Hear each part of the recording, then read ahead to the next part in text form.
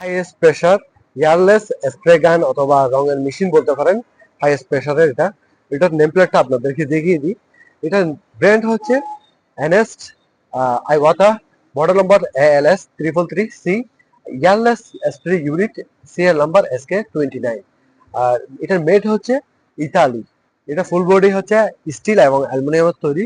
এটা প্রেসার মিটারটা আপনাদেরকে দেখিয়ে দিই। এটা প্রেসার মিটারটা কন্ডিশন খুবই ভালো, পরিষ্কার আছে। আর এটার সাথে পাইপ, এটা দিয়ে আপনারা পেন পুডিং কাজে এটা ব্যবহার করতে পারবেন। আর এটা অনেক হেভি, 24 কেজি একটা মেশিন।